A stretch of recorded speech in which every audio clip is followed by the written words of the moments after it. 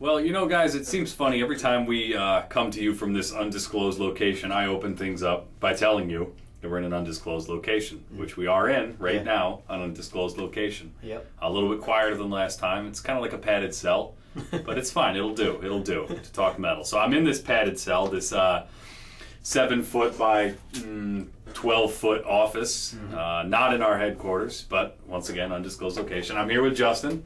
Hey. We're on some squeaky chairs, so don't mind our squeakiness. And we're going to talk about some albums. Don't hit the desk. Don't do that. We're going to talk about some albums because 3 weeks ago was the blooper reel. 2 weeks ago was the top 10 albums of the year so far. Last week was the best EPs of the year so far. Yeah, we've been busy. We've been fucking busy as shit. A lot of topics. A lot of good stuff to talk about. But we're through that now, so now we're going to talk about albums. And these are albums that were not on either list, as far as I can tell. So, Justin, why don't you kick us off? Talk to us about an album.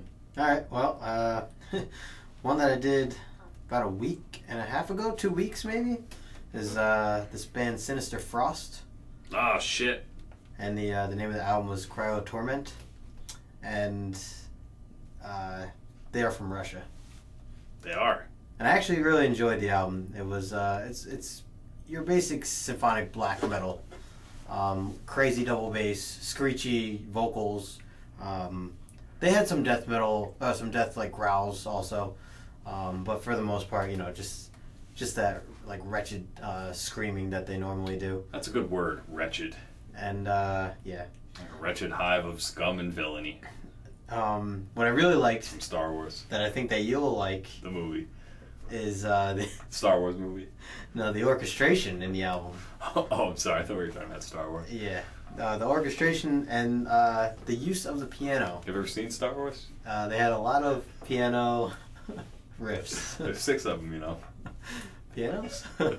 Anyway, piano riffs? What time is it? It's late.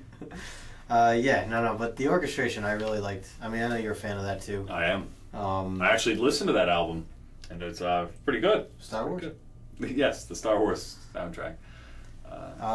No, yeah, but I mean, you know, like Demon Borgir and you know, those guys are like the masters of it, and these guys are just coming up. But I think they definitely have a lot of potential in the stuff that the direction of their genre that they're heading. Not to mention, it gives us a little hope of Russia, because we've had some pretty shitty bands from Russia. Yeah, that's true. Actually, and you start to wonder if Russia is a country that's really into metal. Yeah, what's going on? They're slacking over these guys, you know, maybe these guys are going to carry the torch for Russia. Yeah. Well, yeah, so that's Sinister Frost. Check them out, definitely. And Darrell, Hell 22. Yeah, that's me. Hell 20 Darrell. What did you have? I'm surprised you never called me Darrell 22. What did I have? Today I had a foot-long BMT on Italian Urban Cheese. Oh, an album. You want to know? Sorry. Yeah. Still thinking about Star Wars. One thing, the first album I really wanted to touch on this week was the new album from Rhapsody, Luca Turilli's Rhapsody. Yep. Now, for those of you who don't know, you're obviously a little slow. Yeah. A little behind on Rhapsody of Fire decided to split. Luca Turilli went one way, and the keyboard player, Alex Staropoli, went another way. No. Alex Staropoli basically took most of the rest of the band with him, and Luca Turilli went off on his own. Now, Staropoli has the Rhapsody of Fire name. Luca Turilli is now Rhapsody, with his name all over it. This album is called Ascending to Infinity, and this album is fucking amazing. I agree. I don't know about you, but I was worried that the split, you know, because I'm a fan of Fabio Leone on the vocals. Right.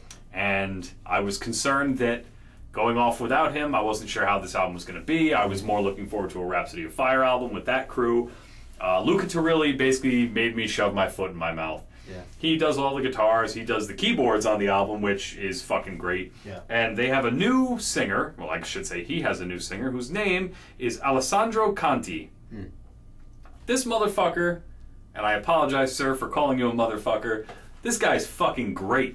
His vocals are absolutely great. Is he unknown? Where I don't know where he's from. I guess he was from some opera school of some sort. The same place maybe Pavarotti, I want to say, attended. And his so he vocal wasn't like part of some other band, not that I can tell. And if he was, it wasn't anything major. And this guy just fucking, he can sing. Like, he can sing like a motherfucker. Again, I apologize for calling you a motherfucker. But he's like, God damn it, he keeps calling me a motherfucker. But this album is just so, it was exactly what I was hoping it was going to be, and a little bit more. There's a lot of really emotional vocals in it. The keyboards are amazing. I think the keyboards impressed me more than the guitar work. And considering Luca Turilli is known for his guitar work, I'd say that's impressive. Yeah. But it's a fantastic album from start to finish. That thing that we always talk about, it's very cinematic. It has a movie feel to a lot of it, especially the opening track, Quantum X, it sounds like it's from like a sci-fi blockbuster. Right.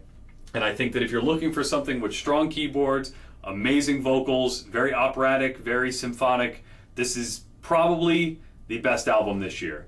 And I already think, I mean, this one just missed the halfway mark of the year. Right, or else this would have been easily in my top 5 for the first half, and it's definitely going to make my top 10 of the year. I can say that almost certainly. Yeah. You feel the same way? Yeah, definitely. It's fucking great. So, Ascending to Infinity. Thank you, Luca Turilli, and your Rhapsody. Now, speaking of amazing vocals. I love speaking about amazing vocals.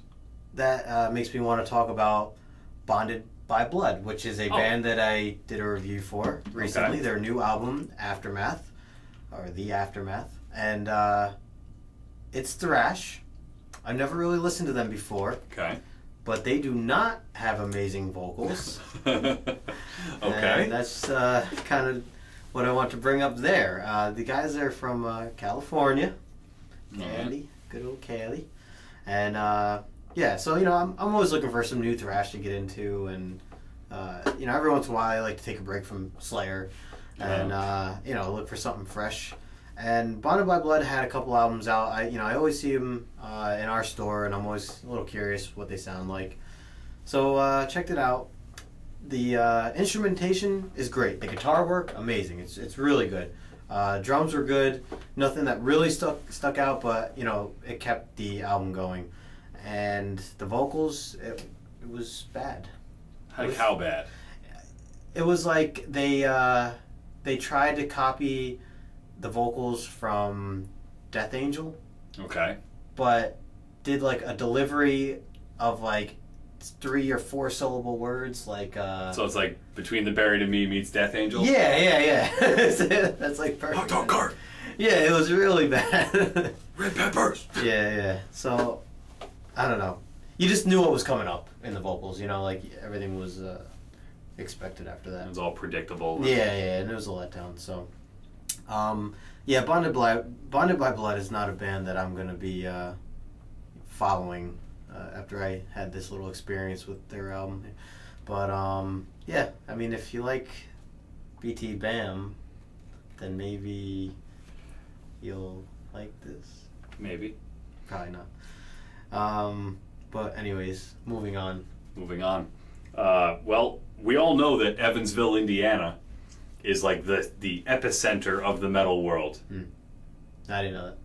Oh, well, me neither. But there's a band from Evansville, Indiana called Gorgantherron, and I found this by surfing Bandcamp, which if you guys haven't done, I suggest that you do. Yeah. Just let them recommend shit for you because you'll get some pretty good stuff. So let me give you the story of Gorgantherron as quickly as I can, all right, and then I'm going to just talk for a minute about the EP. It's a self-titled EP, but 1968, 3 chimpanzees are launched into space. They return 30 years later as men, evolved from those chimpanzees into men. They have spent time in a distant galaxy with a faraway race who thinks that the Earth got everything wrong.